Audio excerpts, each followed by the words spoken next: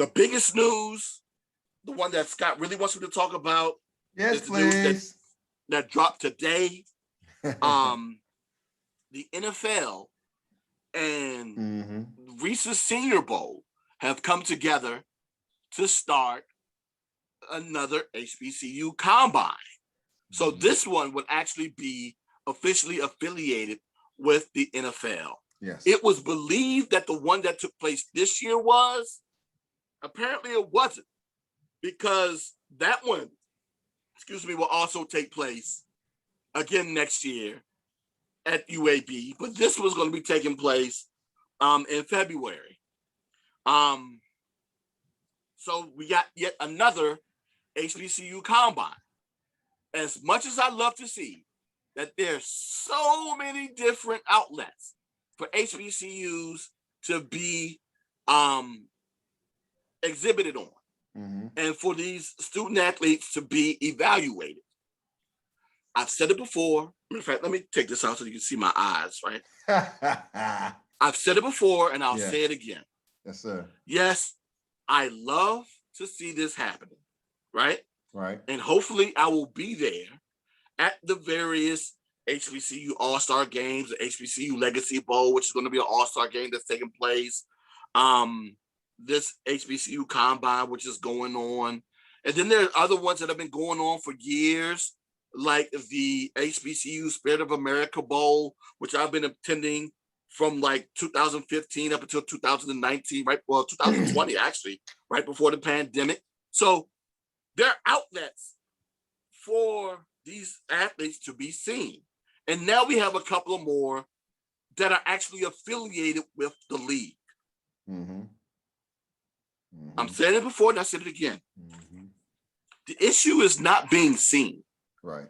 The issue is for these guys, for these organizations to take a chance by selecting these guys in the draft. Now, there were several guys who were picked up as undrafted free agents, and my belief, and I'm hoping to talk to others about this, especially those that have actually gone through this process. My belief is that if you're not drafted by the 5th round, your best bet is to go undrafted. Right. Because you can negotiate similar money as a 5th or 6th or 7th rounder. Right. And you have the ability to choose where you want to go. That's and correct. Get a little bit more. People don't know that. People don't know that. People don't know that. If it's being undrafted is not the worst thing in the world, especially if you're talented.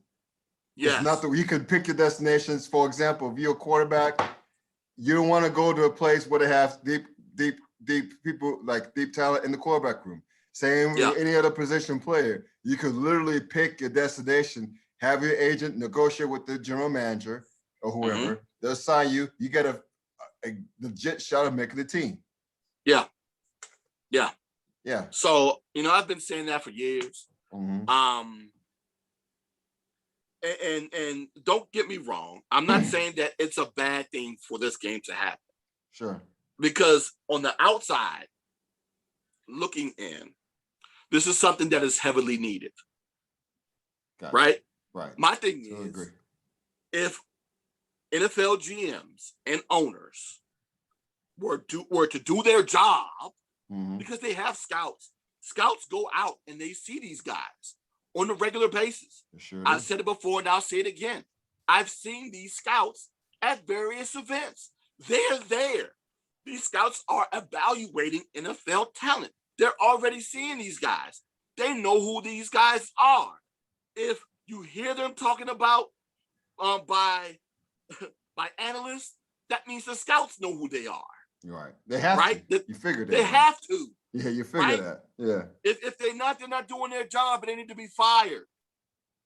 If you see these HBCU cats written about on websites and there's discussion about them potentially being taken in the late rounds or as an undrafted free agent, if they're writing about them, scouts know about them.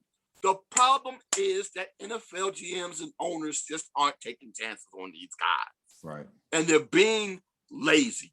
I've said it before and I'm saying it again. And over the past 2 years, unfortunately, this pandemic has given them an excuse to do so. Right? Everyone wants to say that it's because of the you're not getting an opportunity.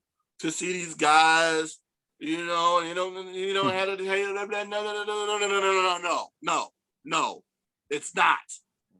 There were tons of guys taken in this past draft that did not play in the fall last year. The last time that they took the field was 2019, like a lot of these other HBCU guys that were not drafted. Right. So what is the excuse?